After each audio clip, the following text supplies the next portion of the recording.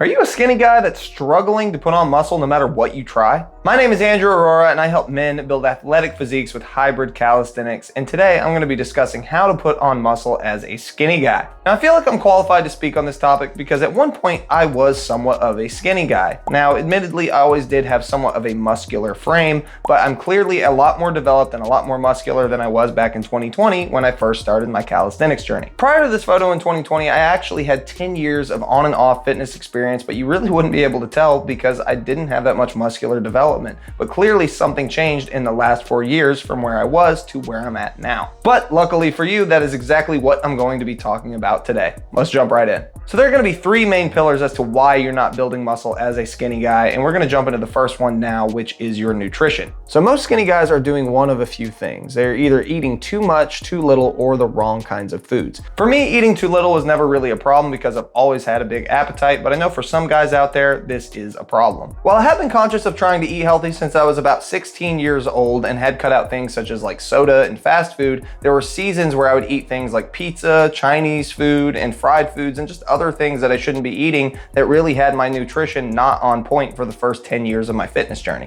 While I thought I was eating healthy, I was still eating crap sometimes, and thankfully I had a high metabolism so I never got fat, but my idea of eating healthy was skewed. However, when I got into calisthenics, I got serious about everything, including my nutrition, and have been on point for the past 4 years and have never fallen off. The key points to getting your nutrition dialed in as a skinny guy is making sure you eat enough calories, get enough protein, and eat nutrient-dense foods. For calories, you're going to want to focus on being in a caloric surplus, ideally around 500 calories above your maintenance level of calories. Now, if you don't know what your maintenance level is, there's a simple equation you can do that isn't perfect, but will get you ballpark, and that is taking your body weight and multiplying it by 15. So, for example, if you are 150 pounds and then you multiply your body weight by 15, then your maintenance level should be roughly around 2,250 calories, and then just add 500 to that, and you should have a pretty good idea of what your surplus calorie goal should be. For protein, there's a lot of back and forth on this. Some people say that you need as low as 0.8 grams of protein per pound of body weight to put on muscle, whereas other people say that you need as much as 1.5 grams of protein per pound of body weight to build muscle.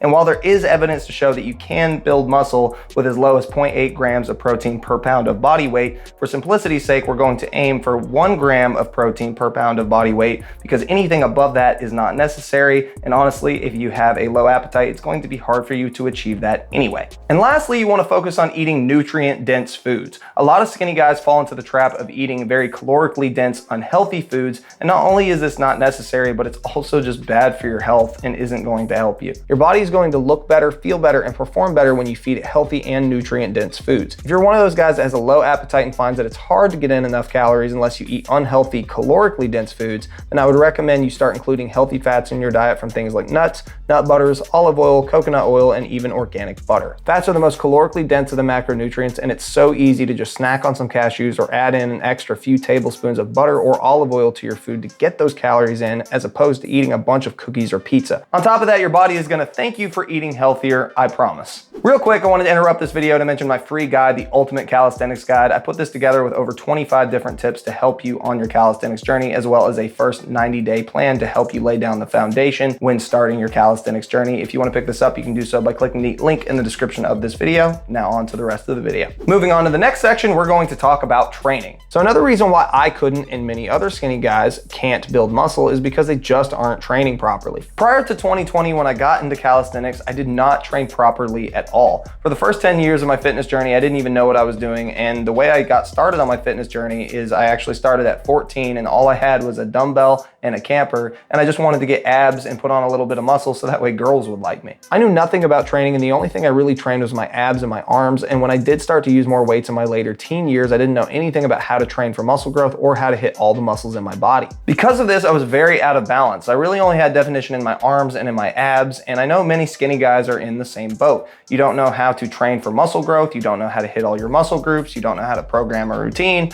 etc. If you aren't training properly, then you'll be putting a lot of the wrong work into the wrong things, ultimately wasting a lot of time and not getting anywhere with your training, and then start watching videos like this on YouTube to get answers. So let's break down the common mistakes you are probably making in the gym right now that is killing your progress. Number one is that you have no plan. So if you go into the gym with no plan, then you're just gonna wander into the gym with no direction, no guidance, and you're just gonna do whatever you feel like doing that day, and you're not going to see any actual development. You're not gonna have any structure in a program, and you're not gonna see the results that you wanna see. This is what I did for a while, and it got me absolutely nowhere. I suggest either buying a program, subscribing to an app, or if you can pay for it, hiring a personal coach. The quickest way is to work directly with someone on your journey, but plans and apps can help you as well. Number 2, not training for hypertrophy. So hypertrophy is necessary for muscle growth, so if you're stopping when it starts to burn or not pushing your muscles to their limits, then you aren't going to be able to provide sufficient stimulus to make the muscles grow. There are a variety of different techniques to help you achieve hypertrophy, like using a weight that challenges you in the 10 to 12 rep range, using drop sets, supersets, controlling the eccentric on your workouts, doing static holds to increase time under tension, and progressive overload. Knowing and understanding all these different methods of training and programming them in a way that allows you to achieve muscle growth is essential to building muscle as a skinny guy. Number 3 is wasting time with cardio. So cardio is great for weight loss and endurance and building your stamina and great for your overall health, but it is not going to be doing you any favors when you're trying to build muscle and put on weight. As a skinny guy, you don't need to worry about burning more calories with cardio. You need to make sure you are getting enough protein and calories to promote muscle growth. That's not to say you shouldn't do cardio, just do it for the right reasons. Understand that it's going to be almost counterproductive to building muscle because it will cause you to burn more calories, spend more time training, exert more energy, and won't be helping you achieve hypertrophy. Number 4 is overtraining. So maybe you love to train, like too much, and you're actually training so much that you're not giving your body the opportunity to heal and recover so that way you can build new muscle. Many guys get like this because they enjoy the feeling of training so much that they push themselves too far, too often, and never give their body the appropriate time to heal and build new muscle tissue. I get it. The gym can be addicting, especially when you first start, but overtraining is a thing. If you're in the gym all the time, constantly pushing yourself and still not seeing the results you want, or even worse, seeing your performance get worse,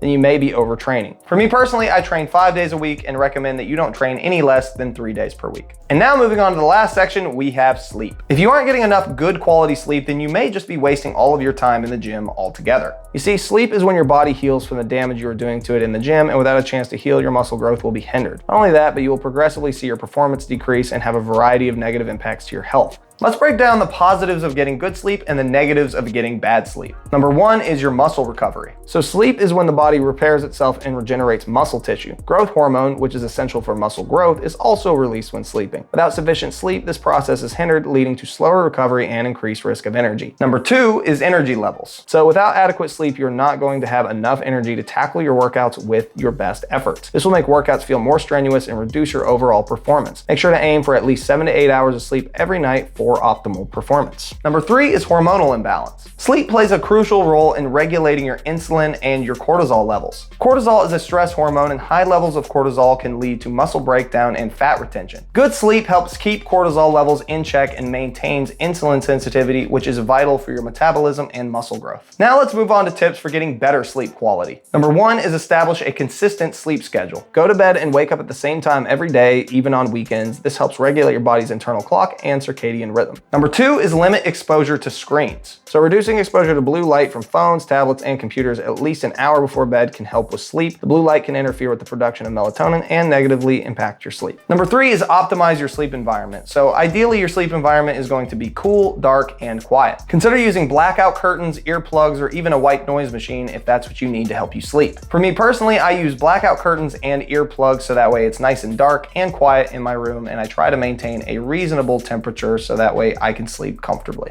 Number 4, don't eat or drink before bed. So try not to eat too close to bedtime, as this keeps your digestive system working even when you are trying to sleep, which can negatively impact your ability to sleep. Admittedly though, I don't always follow this tip if I'm being honest. And number 5 is consider taking a sleep aid. So I used to take a sleep aid that would really help me sleep and didn't make me feel, tired later or sluggish. However, be sure if you're gonna get a sleep aid to make sure that it's all natural and organic, because there's some stuff out there that you really don't want to be putting into your body. And of course, consult your doctor before taking any kind of medication or sleep aid. So that's the video. I hope that you learned something. If you did, be sure to hit that subscribe button and hit that notifications bell, as I put out a video like this every single week and you never want to miss a video. And if you haven't yet, be sure to pick up my free guide, the Ultimate Calisthenics Guide. You can do so by clicking the link in the description. And of course, be sure to check out some of the other videos that I've done on this channel about calisthenics to help you on your fitness journey. And I will see you next week. Peace out.